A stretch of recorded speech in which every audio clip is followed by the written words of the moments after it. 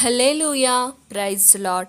ಕರ್ತನಾದ ಯೇಸು ಕ್ರಿಸ್ತನ ನಾಮದಲ್ಲಿ ನಮ್ಮೆಲ್ಲ ವೀಕ್ಷಕರನ್ನ ವಂದಿಸ್ತೇವೆ. ನೀವೇನು ನಮ್ಮ ಚಾನಲ್ನ ಮೊದಲನೇ ಬಾರಿಗೆ ವೀಕ್ಷಿಸುತ್ತಿರುವುದಾದರೆ ದಯವಿಟ್ಟು ಸಬ್ಸ್ಕ್ರೈಬ್ ಮಾಡ್ಕೊಳ್ಳಿ, ಲೈಕ್ ಮಾಡಿ, ಶೇರ್ ಮಾಡಿ.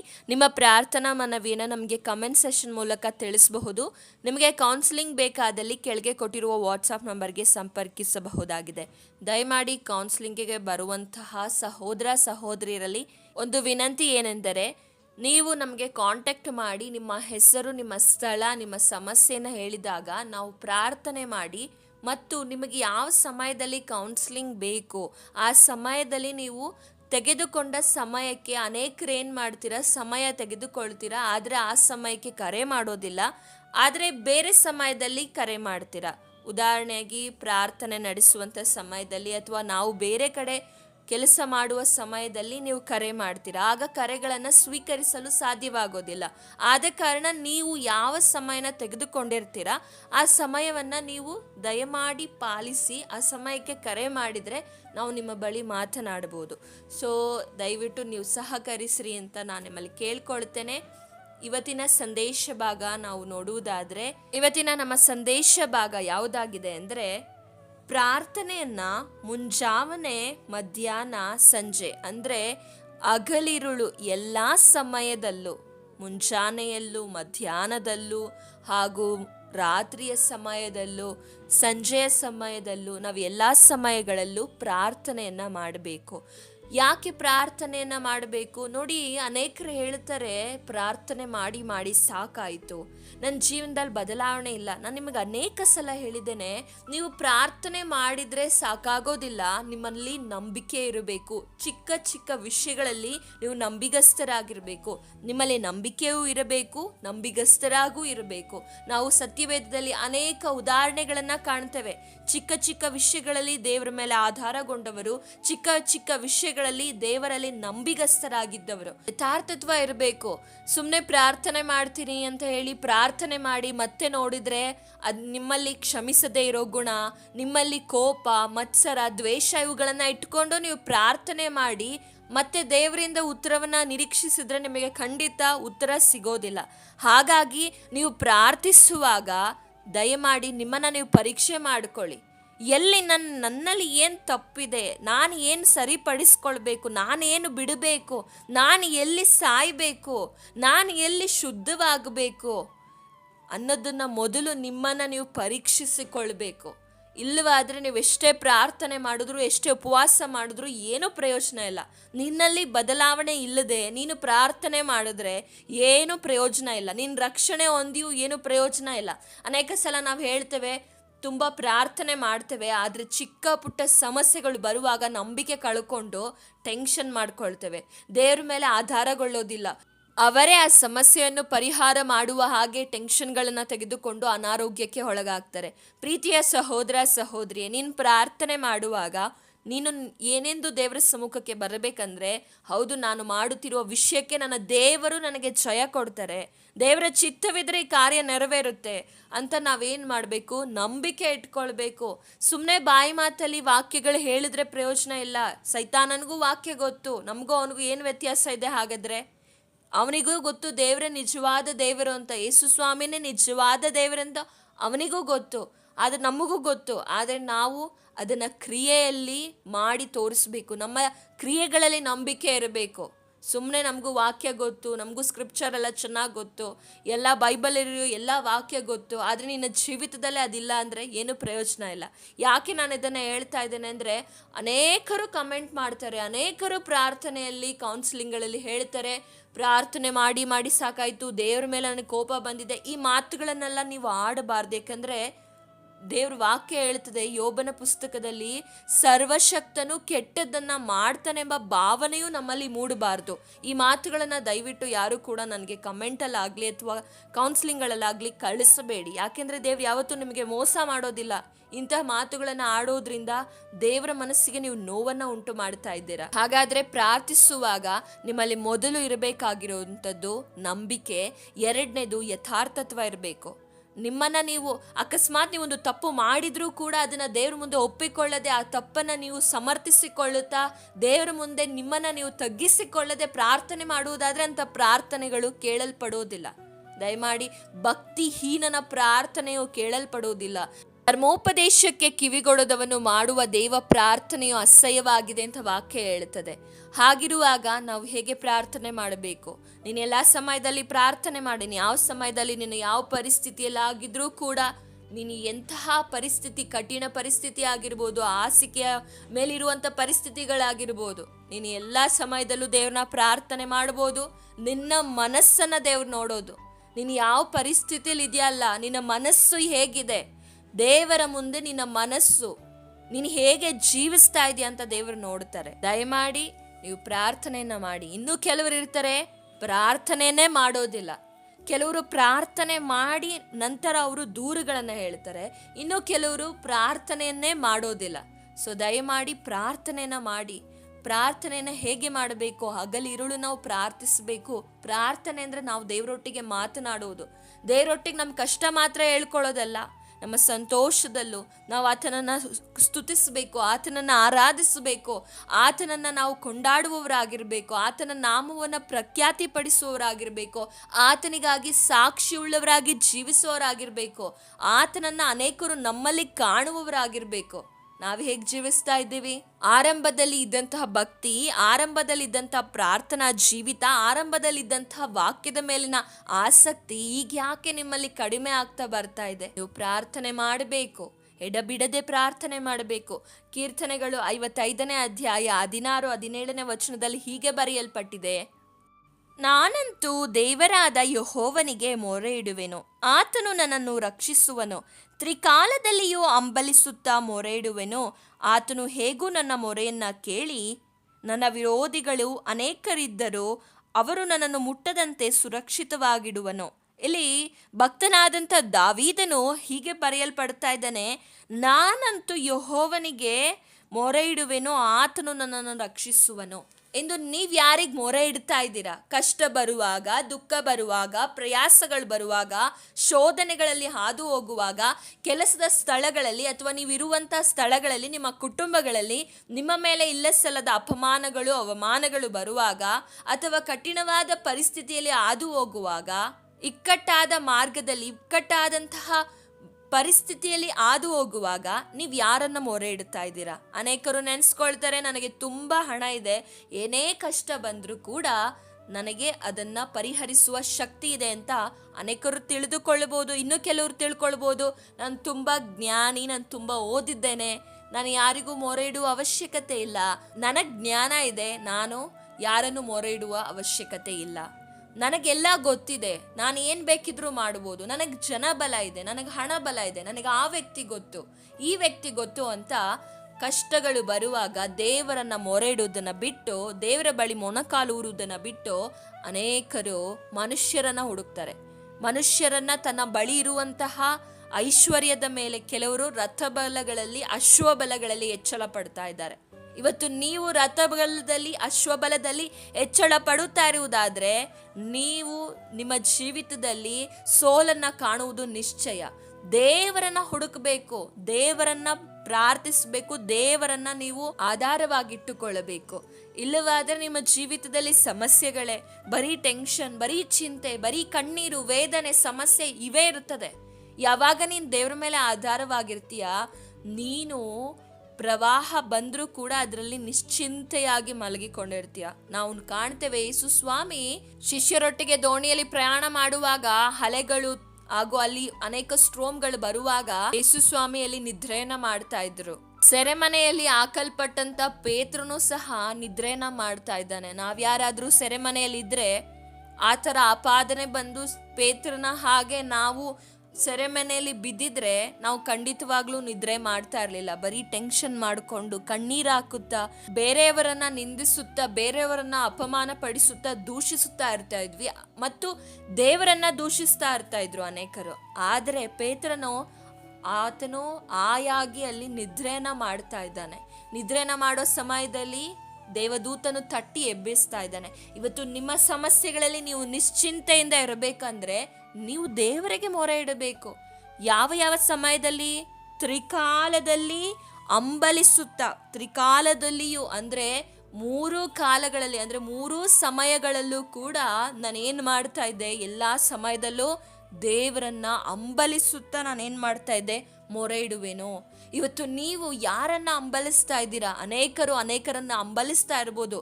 ಅನೇಕರು ಹಣವನ್ನ ಅಂಬಲಿಸುತ್ತಾ, ಅನೇಕರು ಆರೋಗ್ಯವನ್ನ ಅಂಬಲಿಸುತ್ತಾ, ಅನೇಕ ಯವನಸ್ಥರಾದರೆ ಗರ್ಲ್ ಫ್ರೆಂಡ್ ಬಾಯ್ ಫ್ರೆಂಡ್ ಸಿಗ್ಲಿ ಅಂತ ಅಂಬಲಿಸ್ತಾ ಇರ್ಬೋದು. ನೀವು ಇಂದು ಯಾವ ವಿಷಯದಲ್ಲಿ ಅಂಬಲಿಸುತ್ತಾ ಇದ್ದೀರಾ? ಅಂಬಲಿಸುತ್ತಾ ತ್ರಿಕಾಲದಲ್ಲಿ ನೀವು ಪ್ರಾರ್ಥಿಸುವುದಾದರೆ ನಿನ್ನ ವಿರೋಧಿಗಳು ಅನೇಕ ಮಂದಿಗಳು ಇದ್ರೂ ಕೂಡ ಯಾರೂ ಸಹ ನಿನ್ನನ್ನು ಮುಟ್ಟದ ಹಾಗೆ ದೇವರು ನಿನ್ನನ್ನು ಕಾಯ್ತಾರೆ. ದೇವರು ನಿನ್ನ ಪಕ್ಷದಲ್ಲಿ ಇರುವುದಾದರೆ, ದೇವರು ನಿನ್ನ ಸಂಗಡ ಇರುವುದಾದರೆ ನಿನ್ನನ್ನು ಯಾರು ಮುಟ್ತಾರೆ, ನಿನ್ನನ್ನು ಯಾರು ಎದುರಿಸ್ತಾರೆ? ಇಂದು ಅನೇಕ ಬಾಣಗಳಿಗೆ, ಅನೇಕ ಬೇಟೆಗಾರನ ಬಲೆಗಳಿಗೆ ನೀವು ಎದರಿ ನಡುಗುತ್ತಾ ಇರಬಹುದು. ಕಾರಣ ಏನು? ನಿಮ್ಮೊಟ್ಟಿಗೆ ದೇವರ ಬಲ, ನಿಮಗೆ ದೇವರ ಮೇಲಿನ ನಂಬಿಕೆ ಇಲ್ಲದಿರುವುದೇ. ನಿಮ್ಮನ್ನು ಮುಟ್ಲಿಕ್ಕಿರುವ ಯಾವುದೇ ಕೇಡು, ಬಂಧನ, ಆಯುಧಗಳು ನಿಮ್ಮನ್ನು ಮುಟ್ಟೋದಿಲ್ಲ. ನೀನು ತ್ರಿಕಾಲದಲ್ಲಿ ನಂಬಿಕೆ ಇಟ್ಟು ಹಂಬಲಿಸುತ್ತಾ ಪ್ರಾರ್ಥನೆ ಮಾಡುವುದಾದರೆ. ಇಂದು ಬರೀ ಈ ಒಂದು ವಿಡಿಯೋ ನೋಡ್ತಾ ಇರುವಂಥ ಅನೇಕರು ಸ್ತ್ರೀಯರಾಗಿರ್ಬೋದು ಅಥವಾ ಪುರುಷರಾಗಿರ್ಬೋದು, ಅನೇಕರು ತಂದೆ ತಾಯಂದಿರಿರ್ಬೋದು. ಆದರೆ ಎಲ್ಲೂ ಕೂಡ ಬೈಬಲ್ನಲ್ಲಿ ಬರೆದಿಲ್ಲ ತಂದೆ ತಾಯಿಗಳು ಮಾತ್ರ ಪ್ರಾರ್ಥಿಸಬೇಕು, ಮಕ್ಕಳು ಪ್ರಾರ್ಥಿಸಬಾರ್ದು ಅಂತ. ಮಕ್ಕಳು ಸಹ ಪ್ರಾರ್ಥಿಸಬೇಕು. ಚಿಕ್ಕವರು ದೊಡ್ಡವರು ಎಲ್ಲರೂ ಪ್ರಾರ್ಥಿಸಬೇಕು. ಇಂದು ಅನೇಕ ಯವನಸ್ಥರ ಜೀವಿತದಲ್ಲಿ ಪ್ರಾರ್ಥನೆ ಇಲ್ಲ. ಇಂದು ಅನೇಕ ಯವನಸ್ಥರ ಜೀವಿತದಲ್ಲಿ ದೇವರ ಮೇಲೆ ನಂಬಿಕೆ ಇಲ್ಲ. ಅನೇಕ ಯವನಸ್ಥರ ಜೀವಿತದಲ್ಲಿ ದೇವರಿಗೆ ಸ್ಥಾನವಿಲ್ಲ.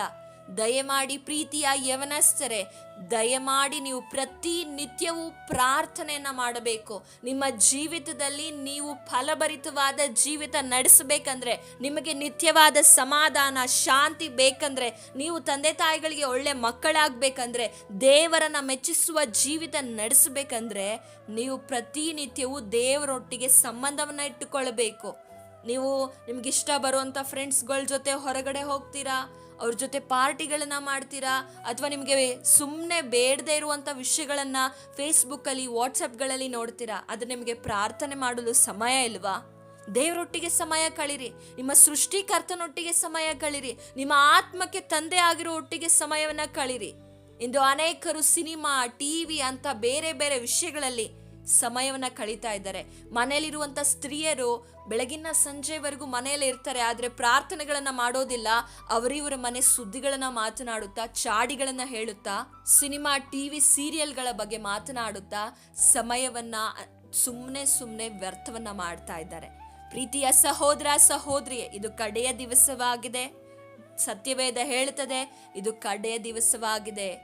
ನೀವು ಎಚ್ಚರವಾಗಿರಬೇಕು. ಎಚ್ಚರವಾಗಿದ್ದು ಪ್ರಾರ್ಥನೆಯನ್ನು ಮಾಡಿ ಅಂತ ಅನೇಕ ವಾಕ್ಯಗಳಲ್ಲಿ ನಾವು ಓದ್ತೇವೆ. ಆದರೆ ನಾವು ಎಚ್ಚರವಾಗಿದ್ದು ಪ್ರಾರ್ಥನೆನ ಮಾಡ್ತಾ ಇದ್ದೀವಾ? ನಾವು ಮುಂಜಾವನೆ ಕೂಡ ಪ್ರಾರ್ಥನೆನ ಮಾಡಬೇಕು. ಭಕ್ತನಾದಂಥ ದಾವೀದನು, ಆತನು ಎಲ್ಲ ಸಮಯಗಳಲ್ಲಿ ಪ್ರಾರ್ಥನೆನ ಮಾಡ್ತಾ ಇದ್ದನು. ನೋಡಿ, ಅವನು ರಾಜ. ಅನೇಕ ಸಲ ನಾನು ಈ ವಿಷಯನ ಹೇಳಿದ್ದೇನೆ. ಆತನು ರಾಜನಾಗಿದ್ದುಕೊಂಡು ನಾವು ಒಂದು ಕುಟುಂಬವನ್ನು ನಿಭಾಯಿಸೋದಕ್ಕೆ ಇಷ್ಟು ಕಷ್ಟಪಡ್ತೇವೆ. ಆದರೆ ಆತನು ಇಡೀ ರಾಜ್ಯವನ್ನ, ಎಲ್ಲಾ ಕುಟುಂಬದ ಸಮಸ್ಯೆ ಕೇಳಬೇಕಾಗಿತ್ತು. ಅಂಥವನು ದೇವರೊಟ್ಟಿಗೆ ಎಷ್ಟು ಸಂಬಂಧವನ್ನ ಇಟ್ಟುಕೊಂಡಿದ್ದನು. ಕೀರ್ತನೆಗಳು 5ನೇ ಅಧ್ಯಾಯ 3ನೇ ವಚನದಲ್ಲಿ ಹೀಗೆ ಬರೆಯಲ್ಪಟ್ಟಿದೆ, ಯೆಹೋವನೇ, ಉದಯ ಕಾಲದಲ್ಲಿ ನನ್ನ ಸ್ವರವು ನಿನಗೆ ಕೇಳಿಸುವುದು. ಉದಯ ಕಾಲದಲ್ಲಿಯೇ ಪ್ರಾರ್ಥನೆಯನ್ನು ಸಮರ್ಪಿಸಿ ಸದುತ್ತರವನ್ನು ಎದುರು ನೋಡುತ್ತಿರುವೆನು. ಯಾವ ಸಮಯದಲ್ಲಿ? ಉದಯ ಕಾಲದಲ್ಲಿ. ಇಂದು ಎಷ್ಟೋ ಕುಟುಂಬಗಳಲ್ಲಿ, ಎಷ್ಟೋ ಜನರ ಜೀವಿತದಲ್ಲಿ ಮುಂಜಾವನೆಯ ಪ್ರಾರ್ಥನೆಗಳಿಲ್ಲ. ಮುಂಜಾವನೆಯ ಪ್ರಾರ್ಥನೆಗಳು ಮಾಡ್ತಾ ಇಲ್ಲ. ವೈಯಕ್ತಿಕವಾದ ಪ್ರಾರ್ಥನೆಗಳನ್ನು ಮಾಡ್ತಾ ಇಲ್ಲ. ಮುಂಜಾವನೆ ಪ್ರಾರ್ಥನೆನ ಮಾಡಬೇಕು. ನಿಮಗೆ ಸದುತ್ತರ ದಯಪಾಲಿಸಬೇಕಾದ್ರೆ ನೀವು ಮುಂಜಾವನೆ ಪ್ರಾರ್ಥನೆನ ಮಾಡಬೇಕು. ಅಕಸ್ಮಾತ್ ನೀವು ಮುಂಜಾವನೆ ಪ್ರಾರ್ಥನೆ ಮಾಡುವವರಾಗಿದ್ದು ನಿಮಗಿನ್ನೂ ಉತ್ತರ ಸಿಕ್ಕಿಲ್ಲ ಅಂದರೆ, ಯಾಕೆ ಉತ್ತರ ಸಿಕ್ಕಿಲ್ಲ ಅಂದರೆ, ಅದೇ ಕೆಳಗಿನ ವಚನದಲ್ಲಿ ಹೀಗೆ ಬರೆಯಲ್ಪಟ್ಟಿದೆ, ನೀನು ದುಷ್ಟತ್ವದಲ್ಲಿ ಸಂತೋಷಿಸುವ ದೇವರಲ್ಲ, ಕೆಟ್ಟದ್ದು ನಿನ್ನ ಬಳಿಯಲ್ಲಿ ತಂಗಲಾರದು. ನಮ್ಮಲ್ಲಿ ಏನಾದರೂ ದುಷ್ಟತ್ವ ಇದೆ, ನಮ್ಮಲ್ಲಿ ಏನಾದರೂ ದೇವರಿಗೆ ಇಷ್ಟವಿಲ್ಲದ ಕಾರ್ಯಗಳಿದ್ರೆ, ದುಷ್ಟತ್ವದಲ್ಲಿ ದೇವರು ಸಂತೋಷಿಸುವುದಿಲ್ಲ. ಪಾಪ ಅಂದರೆ ದೇವರಿಗೆ ಇಷ್ಟವಿಲ್ಲದ್ದು. ಪಾಪವನ್ನು ದೇವರು ದ್ವೇಷಿಸ್ತಾರೆ, ಆದರೆ ಪಾಪಿಯನ್ನು ಪ್ರೀತಿಸುವ ದೇವರು. ಆ ದೇವರ ಮುಂದೆ ನಮ್ಮ ಕೊರತೆಯನ್ನು, ನಮ್ಮ ತಪ್ಪನ್ನು ನಾವು ಒಪ್ಪಿಕೊಂಡು ಪಶ್ಚಾತ್ತಾಪ ಪಟ್ಟವರಾಗಿ ಅದನ್ನು ಬಿಟ್ಟು ಬಿಡಬೇಕು. ಅನೇಕರಿಗೆ ಈ ಪಶ್ಚಾತ್ತಾಪ, ಈ ಕ್ಷಮೆ ಕೇಳೋದು ಏನಾಗಿದೆ ಅಂದರೆ ಹವ್ಯಾಸವಾಗಿದೆ. ತಪ್ಪು ಮಾಡೋದು, ದೇವರ ಬಳಿ ಕ್ಷಮೆ ಕೇಳೋದು, ಮತ್ತೆ ತಿರುಗಿ ಅದೇ ತಪ್ಪನ್ನ ಮಾಡೋದು. ಹಾಗಾದರೆ ನಿಜವಾದ ಮಾನಸಾಂತರ ನಿಮ್ಮಲ್ಲಿ ಉಂಟೋ? ನಿಜವಾದ ಮಾನಸಾಂತರ ನಿಮ್ಮಲ್ಲಿ ಇಲ್ಲದಿದ್ದರೆ ನೀವು ಪ್ರಾರ್ಥನೆ ಮಾಡಿ, ಸಭೆಗೆ ಹೋಗಿ ಅಥವಾ ಉಪವಾಸ ಮಾಡಿ ಏನು ಮಾಡಿದ್ರೂ ಪ್ರಯೋಜನ ಇಲ್ಲ. ಯಾಕೆಂದರೆ ನೀವು ಪಾಪದ ಪಾಲಿಗೆ ಸತ್ತವರಾಗಿ ನೀವು ಯಾರ ಪಾಲಿಗೆ ಜೀವಿಸಬೇಕಂದ್ರೆ ಕ್ರಿಸ್ತನ ಪಾಲಿಗೆ ಜೀವಿಸುವವರಾಗಿರಬೇಕು.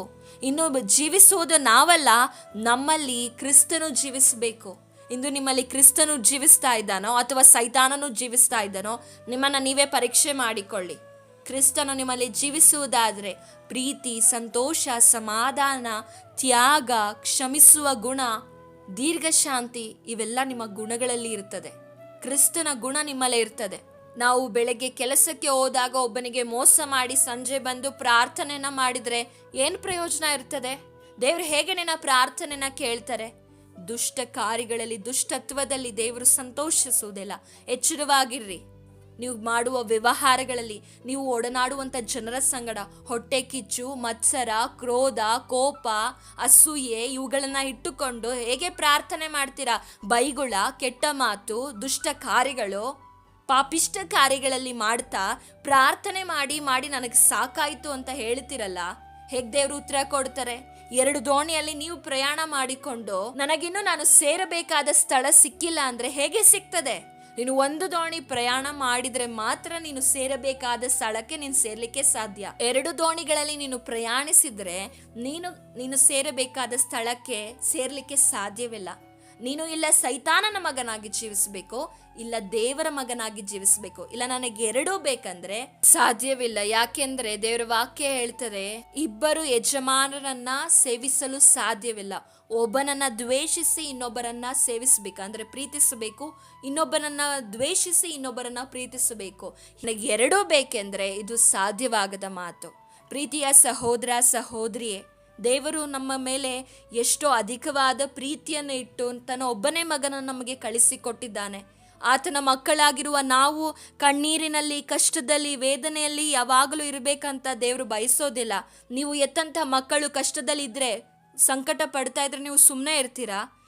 ಈ ಲೋಕದ ತಂದೆ ತಾಯಿಗಳಾದಂಥ ನೀವುಗಳೇ, ಪಾಪ ಸ್ವಭಾವ ಉಳ್ಳಂಥ ನಾವುಗಳೇ ನಮ್ಮ ಮಕ್ಕಳು ಕಷ್ಟದಲ್ಲಿ ಇರಬಾರ್ದು, ಕಣ್ಣೀರಲ್ಲಿ ಇರಬಾರ್ದು, ನಮ್ಮ ಮಕ್ಕಳ ಕುರಿತಾಗಿ ಅನೇಕ ಆಲೋಚನೆಗಳನ್ನು ಮಾಡ್ತೇವೆ. ನಮಗೋಸ್ಕರ ಪ್ರಾಣ ಕೊಟ್ಟಂಥ ತಂದೆ ನಮಗಾಗಿ ಇನ್ನೆಷ್ಟು ಒಳ್ಳೆಯ ಕಾರ್ಯಗಳನ್ನು, ಒಳ್ಳೆಯ ಪ್ಲ್ಯಾನ್ಸ್ಗಳನ್ನು ಇಟ್ಟುಕೊಂಡಿದ್ದಾರೆ. ಆದರೆ ನಾವು ಕೆಲವೊಮ್ಮೆ ದುಡುಕಿ ಆತುರ ಸ್ವಭಾವದಿಂದ ನಮ್ಮ ಆಶೀರ್ವಾದಗಳನ್ನು ನಾವೇ ಕಳೆದುಕೊಳ್ತೇವೆ. ನಮ್ಮ ಅಲ್ಪಕಾಲ ಸುಖಕ್ಕೋಸ್ಕರ, ಅಲ್ಪಕಾಲ ಒಂದು ನೆಮ್ಮದಿಗಾಗಿ ಶಾಶ್ವತವಾದಂಥ ಸಮಾಧಾನ, ಶಾಶ್ವತವಾದಂಥ ಆಶೀರ್ವಾದವನ್ನ ಕಳೆದುಕೊಂಡು ಬಿಡುತ್ತೇವೆ. ಸಂಸೋನನ ಜೀವಿತವನ್ನ ನಾವು ಕಾಣ್ತೇವೆ. ಸಂಸೋನನಿಗೆ ದೇವರು ಎಷ್ಟು ಒಳ್ಳೆಯ ಆಶೀರ್ವಾದವನ್ನ ಕೊಟ್ಟಿದ್ರು. ಆತನು ಎಷ್ಟು ಒಳ್ಳೆಯ ಬಲಶಾಲಿ ಆಗಿದ್ದನೋ, ಒಳ್ಳೆಯ ನ್ಯಾಯಸ್ಥಾಪಕನಾಗಿದ್ದನೋ.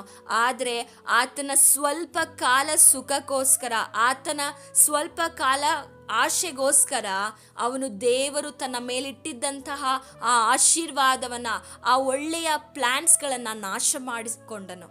ದೇವರ ಆತ್ಮನನ್ನು ಆತನು ಕಳೆದುಕೊಂಡನು. ಇವತ್ತು ಎಷ್ಟೋ ಜನರು ಆ ಅಲ್ಪ ಕಾಲಕ್ಕೋಸ್ಕರ, ಸ್ವಲ್ಪ ದುಡ್ಡಿಗೋಸ್ಕರ, ಸ್ವಲ್ಪ ಕಾಲ ಶಾರೀರಿಕ ಆಶೆಗಳಿಗೋಸ್ಕರ ದೇವರ ಆಶೀರ್ವಾದವನ್ನ, ದೇವರ ಆತ್ಮನನ್ನ ಅನೇಕ ಜನರು ಕಳೆದುಕೊಳ್ಳುತ್ತಿದ್ದಾರೆ. ಸ್ವಲ್ಪ ಕಾಲ ಬದುಕುವ ಈ ಜೀವಿತದಲ್ಲಿ ಅನೇಕರು ಸುಖವನ್ನ ಬಯಸಿ ಶಾಶ್ವತವಾದ ಸ್ಥಳವಾದ ಪರಲೋಕವನ್ನು ಅನೇಕರು ಕಳೆದುಕೊಳ್ಳುತ್ತಿದ್ದಾರೆ. ದಯಮಾಡಿ ನೀವು ಅಂತಹ ಜೀವಿತವನ್ನ ನಡೆಸುತ್ತಿರುವುದಾದರೆ ಈ ವಾಕ್ಯಗಳ ಮೂಲಕ ನಿಮ್ಮ ಜೀವಿತವನ್ನ ಸರಿಪಡಿಸಿಕೊಳ್ಳಿ. ಅನೇಕರು ನೆನೆಸ್ಕೊಳ್ತಾ ಇರ್ಬೋದು, ಇಲ್ಲ ನಾನು ನಾಳೆ ಸರಿ ಹೋಗ್ತೇನೆ, ಇಲ್ಲ ನಾನು ಮುಂದಿನ ಸೋಮವಾರದಿಂದ ನನ್ನ ಜೀವಿತವನ್ನ ಕ್ರಮಪಡಿಸಿಕೊಳ್ತೇನೆ ಅಂತ ಹೀಗೆ ಹೇಳಿಕೊಳ್ಳುತ್ತಾ ಅನೇಕ ತಿಂಗಳುಗಳು, ಅನೇಕ ವರ್ಷಗಳೇ ಕಳೆದು ಹೋಗಿದೆ. ಆದರೆ ಹಿಂದೆ ನೀವು ತೀರ್ಮಾನವನ್ನು ತೆಗೆದುಕೊಳ್ಳಬೇಕು. ನಾನು ದೇವರಿಗಾಗಿ ಜೀವಿಸಬೇಕು, ದೇವರ ನಾಮವನ್ನು ಮಹಿಮೆ ಪಡಿಸುವಂತ ಜೀವಿತ ನಡೆಸಬೇಕು. ನನ್ನ ಜೀವಿತ, ನನ್ನ ಈ ಒಂದು ಆತ್ಮ, ಪ್ರಾಣ, ಶರೀರ ಎಲ್ಲವೂ ದೇವರದ್ದಾಗಿದೆ ಅಂತ ಆತನಿಗೆ ನಮ್ಮ ದೇಹಗಳನ್ನು ಸಜೀವ ಯಜ್ಞಗಳಾಗಿ ಅರ್ಪಿಸಬೇಕು. ಪ್ರೀತಿಯ ಸಹೋದರ ಸಹೋದರಿ, ಇದೇ ನಿಜವಾದ ಆರಾಧನೆ ಆಗಿದೆ. ಅನೇಕರು ನೆನೆಸ್ಕೊಳ್ಬೋದು, ನಾನು ಮೈಕ್ ಇಟ್ಕೊಂಡು 10,000 ಜನರ ಮುಂದೆ ಆರಾಧನೆ ಮಾಡಿದರೆ ಆರಾಧನೆ ಅಂತ. ಅದೆಲ್ಲ ನಿಜವಾದ ಆರಾಧನೆ. ನಿಜವಾದ ಆರಾಧನೆ ನಿಮ್ಮ ದೇಹಗಳನ್ನು ದೇವರಿಗೆ ಮೆಚ್ಚುಗೆಯಾಗಿಯೂ ಮೀಸಲಾಗಿಯೂ ಇಡುವುದೇ ನಿಜವಾದ ಆರಾಧನೆ. ಇಂದು ಅನೇಕರು ಕ್ರೈಸ್ತ ಸಮಾಜದಲ್ಲಿ ಏನೆಂದು ತಿಳ್ಕೊಂಡಿದ್ದಾರೆ ಅಂದರೆ, ನಿಜವಾದ ಆರಾಧನೆ ಮೈಕ್ ಹಿಡಿದು ಸ್ಪೀಡಾಗಿ DJ ಥರ ಸಾಂಗ್ಗಳನ್ನು ಹಾಕ್ಕೊಂಡು ಅಥವಾ ರ್ಯಾಪ್ ಸಾಂಗ್ಗಳನ್ನು ಹಾಡಿದರೆ ಅದು ಆರಾಧನೆ, ಇಲ್ಲ ಮೆಲೋಡಿಯಸ್ ಸಾಂಗ್ ಹಾಡಿದರೆ ಆರಾಧನೆ ಅಂತ ತಿಳ್ಕೊಳ್ತಾರೆ. ನಿಜವಾದ ಆರಾಧನೆ ನಿಮ್ಮ ದೇಹಗಳನ್ನು ನೀವು ದೇವರಿಗೆ ಮೀಸಲಾಗಿಯೂ ಮೆಚ್ಚುಗೆ ಆಗಿರುವುದೇ ನಿಜವಾದ ವಿವೇಕಪೂರ್ವಕವಾದ ಆರಾಧನೆ ಅಂತ ವಾಕ್ಯ ಹೇಳ್ತದೆ. ದಯಮಾಡಿ ನೀವು ಎಂತಹ ಆರಾಧನೆಯನ್ನು ಮಾಡ್ತಾ ಇದ್ದೀರಾ, ಎಂತಹ ಪ್ರಾರ್ಥನೆಯನ್ನು, ಎಂತಹ ಜೀವಿತವು ನಿಮ್ಮದಾಗಿದೆ. ಒಮ್ಮೆ ನೀವು ದೇವರ ಮುಂದೆ ನೀವು ವಾಕ್ಯಗಳನ್ನು ಹಿಡಿದುಕೊಂಡು ಪರೀಕ್ಷೆ ಮಾಡಿಕೊಳ್ಬೇಕು. ಸತ್ಯವೇದದಲ್ಲಿ ಅನೇಕರು ಹಗಲಿರುಳು ಪ್ರಾರ್ಥನೆಯನ್ನು ಮಾಡಿದ್ರು. ಹಗಲಿರುಳು ಪ್ರಾರ್ಥನೆಯನ್ನು ಮಾಡಿ ಅವರು ಎಂದಿಗೂ ನಿರಾಶೆಗೆ ಒಳಗಾಗಿಲ್ಲ, ಎಂದಿಗೂ ಆಶಾಭಂಗ ಪಟ್ಟಿಲ್ಲ. ಯಾಕೆಂದರೆ ಅವರು ಬೇಡಿಕೊಂಡಿದ್ದು, ಅವರು ಆಶ್ರಯಗೊಂಡಿದ್ದು ನಿಜವಾದ ಜೀವ ಸ್ವರೂಪನಾದ ದೇವರನ್ನ. ಅಪೊಸ್ತಲನಾದಂಥ ಪೌಲನೂ ಸಹ ಥೆಸಲೋನಿಯ ಸಭೆಗಾಗಿ ಹಗಲಿರುಳು ಅವನು ಪ್ರಾರ್ಥನೆಯನ್ನು ಮಾಡ್ತಾ ಇದ್ದನು. ಯಾವ ವಿಷಯಕ್ಕಾಗಿ ಪ್ರಾರ್ಥನೆಯನ್ನು ಮಾಡ್ತಾ ಇದ್ದನು? 1 ಥೆಸಲೋನಿಕದವರಿಗೆ ಬರೆದ ಪತ್ರಿಕೆ 3ನೇ ಅಧ್ಯಾಯ 10ನೇ ವಚನದಲ್ಲಿ ನಾವು ಹೀಗೆ ಕಾಣ್ತೇವೆ, ನಿಮ್ಮ ಮುಖವನ್ನು ನೋಡುವುದಕ್ಕೆ, ನಿಮ್ಮ ನಂಬಿಕೆಯ ಕೊರತೆಗಳನ್ನು ನೀಗಿಸುವುದಕ್ಕೆ ನಮಗೆ ಅನುಕೂಲವಾಗಬೇಕೆಂದು ನಾವು ಹಗಲಿರುಳು ದೇವರನ್ನು ಅತ್ಯಂತವಾಗಿ ಬೇಡುವವರಾಗಿದ್ದೇವೆ. ಹೇಗೆ ಬೇಡಿಕೊಳ್ತಾ ಇದ್ದಾನೆ? ಹಗಲಿರುಳು ಅತ್ಯಂತವಾಗಿ ದೇವರನ್ನ ಬೇಡಿಕೊಳ್ತಾ ಇದ್ದಾರೆ. ನಾವು ಹೇಗೆ ಬೇಡಿಕೊಳ್ತಾ ಇದ್ದೇವೆ? ಹಗಲಿರುಳು. ಪೌಲನು ಇಲ್ಲಿ ತನಗೋಸ್ಕರ ಬೇಡಿಕೊಳ್ತಾ ಇಲ್ಲ, ಬೇರೆಯವರಿಗಾಗಿ ಬೇಡಿಕೊಳ್ತಾ ಇದ್ದಾನೆ. ಬೇರೆಯವರ ನಂಬಿಕೆಯ ಕೊರತೆಗಳು ನೀಗುವುದಕ್ಕಾಗಿ ಪ್ರಾರ್ಥನೆ ಮಾಡ್ತಾ ಇದ್ದಾನೆ ಹಗಲಿರುಳು. ನಾವು ಇಂದು ಕೂಡ ಬೇರೆಯವರಿಗಾಗಿ ಪ್ರಾರ್ಥನೆಯನ್ನು ಮಾಡಬೇಕು. ನಮ್ಮ ಸಭೆಯಲ್ಲಿರುವವರಿಗಾಗಿ, ನಮ್ಮ ದೇಶದಲ್ಲಿರುವವರಿಗಾಗಿ, ಅನೇಕ ಕಷ್ಟ ನಷ್ಟ ವೇದನೆಯಲ್ಲಿರುವವರಿಗಾಗಿ, ಅನೇಕರು ನಂಬಿಕೆಯನ್ನು ಕಳೆದುಕೊಂಡು ದೇವರಿಂದ ದೂರವಾಗಿ ತಮ್ಮ ಜೀವಿತಗಳನ್ನು ನಾಶಪಡಿಸಿಕೊಳ್ಳುತ್ತಾ ಇದ್ದಾರೆ. ಅಂಥವರಿಗಾಗಿ ನಾವು ಪ್ರಾರ್ಥನೆಯನ್ನು ಮಾಡಬೇಕು. ದಯಮಾಡಿ ನೀವು ಹಗಲಿರುಳು ಪ್ರಾರ್ಥನೆಯನ್ನು ಮಾಡ್ತಾ ಇಲ್ಲ ಅಂದರೆ ಇವತ್ತಿನಿಂದ ನೀವು ಪ್ರಾರ್ಥನೆಯನ್ನು ಮಾಡಿ. ನಿಮಗೆ ಎದುರಾಗಿ ಕಲ್ಪಿಸುವ ಯಾವುದೇ ಆಯುಧಗಳು ನಿಮ್ಮನ್ನು ಮುಟ್ಟೋದಿಲ್ಲ. ಪ್ರಾರ್ಥನೆಯನ್ನು ಮಾಡಿದರೆ ಸಾಲದು, ನಿಮ್ಮಲ್ಲಿ ನಂಬಿಕೆ ಇರಬೇಕು. ನಿಮ್ಮ ಮನಸ್ಸುಗಳು ದೇವರ ಮುಂದೆ ಯಥಾರ್ಥವಾಗಿರಬೇಕು. ನಿಮ್ಮನ್ನು ನೀವು ತಗ್ಗಿಸಿಕೊಂಡು ಪ್ರಾರ್ಥನೆಯನ್ನು ಮಾಡಬೇಕು. ಹಾಗೂ ನೀವು ಪ್ರಾರ್ಥನೆಯನ್ನು ನಿರಂತರವಾಗಿ ಮಾಡ್ತಾ ಇದ್ದೇನೆ, ಆದರೆ ನನಗಿನ್ನೂ ಉತ್ತರ ಸಿಕ್ಕಿಲ್ಲ ಅಂದರೆ ನಿಮ್ಮ ಪ್ರಾರ್ಥನೆಯಲ್ಲಿ, ನಿಮ್ಮ ಜೀವಿತದಲ್ಲಿ ಯಾವುದು ಕೊರತೆ ಆಗಿದೆ, ಯಾವುದು ನಾನಿನ್ನು ಬಿಡಬೇಕು, ಯಾವ ರೀತಿಯಾಗಿ ದೇವರನ್ನು ಮೆಚ್ಚಿಸಬೇಕು, ನಾನು ದೇವರಿಗಾಗಿ ಜೀವಿಸ್ತಾ ಇದ್ದೇನಾ, ನನ್ನ ಮನಸ್ಸು ಯಥಾರ್ಥವಾಗಿದೆಯಾ, ನಂಬಿಗಸ್ತನಾಗಿದ್ದೇನಾ ದೇವರಿಗೆ ಎಂದು ನಿಮ್ಮನ್ನು ನೀವು ದೇವರ ಮುಂದೆ ತಗ್ಗಿಸಿಕೊಂಡವರಾಗಿ ಪ್ರಾರ್ಥಿಸುವುದಾದರೆ ದೇವರು ಖಂಡಿತವಾಗಿಯೂ ಯಥಾರ್ಥವಾಗಿ ಕೂಗುವುದಾದರೆ ಯೆಹೋವನು ಹತ್ತಿರವಾಗಿಯೇ ಇದ್ದಾನೆ. ನೀವು ಯಥಾರ್ಥವಾಗಿ ದೇವರನ್ನು ಪ್ರಾರ್ಥಿಸಬೇಕು. ದೇವರು ಈ ವಾಕ್ಯಗಳ ಮೂಲಕ ನಿಮ್ಮ ಜೀವಿತವನ್ನು ಆಶೀರ್ವದಿಸಲಿ. ನಾವು ಪ್ರಾರ್ಥನೆಯನ್ನು ಮಾಡೋಣ. ಪರಿಶುದ್ಧನೂ ಅತ್ಯುನ್ನತನೂ ಆಗಿರುವ ತಂದೆಯಾದ ದೇವರೇ, ನಿನ್ನ ನಾಮಕ್ಕೆ ಸ್ತೋತ್ರವಾಗಲಿ ರಾಜ. ಈ ಸಮಯದಲ್ಲಿ ನಾವು ಇಂದು ಅನೇಕ ವಿಷಯಗಳನ್ನು ಧ್ಯಾನಿಸಿದ್ದೇವೆ. ಹೌದು ರಾಜ, ತ್ರಿಕಾಲಗಳಲ್ಲಿ ಪ್ರಾರ್ಥಿಸುವಂಥ ಪ್ರಾರ್ಥನಾ ಆತ್ಮಗಳನ್ನು ನಮಗೆ ಅನುಗ್ರಹಿಸು. ಮುಂಜಾವನೆಯಲ್ಲಿಯೂ, ಮಧ್ಯಾಹ್ನದಲ್ಲೂ, ಉದಯದಲ್ಲೂ, ಸಂಜೆಯಲ್ಲೂ ಯಾವಾಗಲೂ ನಿಮ್ಮನ್ನು ಪ್ರಾರ್ಥಿಸಬೇಕು, ನಿಮ್ಮನ್ನು ಆರಾಧಿಸಬೇಕು, ನಿಮ್ಮ ನಾಮವನ್ನು ಮಹಿಮೆ ಪಡಿಸಬೇಕು ಅಂತ ಆತ್ಮನನ್ನು ನಮಗೆ ಅನುಗ್ರಹಿಸು ದೇವರೇ. ನಮ್ಮ ಪ್ರಾರ್ಥನೆಯಲ್ಲಿ ಕೊರತೆಗಳಿದ್ರೆ, ನಮ್ಮ ನಂಬಿಕೆಯಲ್ಲಿ ಕೊರತೆಗಳಿದ್ರೆ ಪರಿಶುದ್ಧಾತ್ಮನೇ ನಮ್ಮನ್ನು ಮನ್ನಿಸು. ನಮ್ಮ ಹೃದಯಗಳಲ್ಲಿ ಪಾಪಗಳಿದ್ರೆ, ನಮ್ಮ ನಡೆಯಲ್ಲಿ, ನಮ್ಮ ನುಡಿಯಲ್ಲಿ, ನಮ್ಮ ಆಲೋಚನೆಗಳಲ್ಲಿ ದೇವರೇ ನಿನಗೆ ವಿರುದ್ಧವಾಗಿದ್ರೆ ದಯಮಾಡಿ ಅದನ್ನು ಕ್ಷಮಿಸು, ಪರಿಶುದ್ಧಗೊಳಿಸಬೇಕಾಗಿ ಪ್ರಾರ್ಥಿಸ್ತೇವೆ ಅಪ್ಪ. ಹೌದು ರಾಜ, ನಮ್ಮ ಪ್ರಾರ್ಥನೆಯನ್ನು ಕೇಳು. ನಮ್ಮ ಪ್ರಾರ್ಥನೆಯನ್ನು ಕೇಳಲು ನಮ್ಮ ಪಾಪಗಳ ಅಡ್ಡಿಯಾಗಿದ್ದರೆ ದಯಮಾಡಿ ಅವನ್ನು ಕ್ಷಮಿಸಬೇಕಾಗಿ ಪ್ರಾರ್ಥಿಸ್ತೇವೆ. ನಮ್ಮಲ್ಲಿ ಮಾನಸಾಂತರ ಹುಟ್ಟಿಸು, ನಮ್ಮಲ್ಲಿ ನೂತನ ಸ್ವಭಾವನ ಕೊಡು, ನೂತನ ಮನಸ್ಸನ್ನು ಅನುಗ್ರಹಿಸಬೇಕಾಗಿ ನಾವು ಪ್ರಾರ್ಥನೆಯನ್ನು ಮಾಡ್ತೇನೆ ರಾಜ. ನೀನು ತಾನೇ ಸಹಾಯ ಮಾಡು, ನೀನು ತಾನೇ ಕೃಪೆಯನ್ನು ಅನುಗ್ರಹಿಸು. ಈ ಸಮಯದಲ್ಲಿ ಪರಿಶುದ್ಧಾತ್ಮನೇ, ಯಾರ್ಯಾರು ಕಷ್ಟದಲ್ಲಿ ವೇದನೆಯಲ್ಲಿ ಹಾದು ಹೋಗ್ತಾ ಇದ್ದಾರೋ, ಇಕ್ಕಟ್ಟಿನ ಪರಿಸ್ಥಿತಿಗಳಲ್ಲಿ ಹಾದು ಹೋಗ್ತಾ ಇದ್ದಾರೋ, ನಂಬಿಕೆಯನ್ನು ಕಳೆದುಕೊಂಡವರಾಗಿ ಕಷ್ಟದ ಸಮಯದಲ್ಲಿ ನಿನ್ನ ಮೇಲೆ ನಂಬಿಕೆ ಇಡದೆ, ನಿನ್ನ ಮೇಲೆ ಆಧಾರಗೊಳ್ಳದೆ ಇದ್ದಾರೋ ಅಂತಹ ವ್ಯಕ್ತಿಗಳನ್ನು ನಿಮ್ಮ ಕರಕ್ಕೆ ಒಪ್ಪಿಸಿಕೊಡ್ತೇವೆ. ನೀವು ಅವರ ಹೃದಯಗಳಲ್ಲಿ ಮಾತನಾಡು, ನೀನು ಅವರ ಹೃದಯಗಳನ್ನು ಮಾನಸಾಂತರ ಪಡಿಸು. ಈ ವಾಕ್ಯವನ್ನು ಕೇಳಿ ಬಿಟ್ಟು ಬಿಡುವುದಲ್ಲ, ಪರಿಶುದ್ಧಾತ್ಮನೇ ಅವರ ಜೀವಿತದಲ್ಲಿ ಒಂದು ಮಾನಸಾಂತರವನ್ನು ಹುಟ್ಟಿಸಬೇಕಾಗಿ ಪ್ರಾರ್ಥಿಸ್ತೇವೆ. ರಾಜ, ನೀನು ಸಹಾಯ ಮಾಡು. ಅವರ ಕಣ್ಣೀರು ಕಷ್ಟಗಳನ್ನು ನೀನು ಹೋಗಲಾಡಿಸಬೇಕಾಗಿ ಎಲ್ಲವನ್ನ ನಿಮ್ಮ ಕರಕ್ಕೆ ಒಪ್ಪಿಸಿಕೊಡುತ್ತಾ ಯೇಸು ಕ್ರಿಸ್ತನ ನಾಮದಲ್ಲಿ ಬೇಡಿ ಹೊಂದಿಕೊಳ್ಳುತ್ತೇನೆ ತಂದೆ. ಆಮೇನ್, ಆಮೇನ್. ದೇವರು ನಿಮ್ಮನ್ನು ಆಶೀರ್ವದಿಸಲಿ. Thanks for watching. God bless you.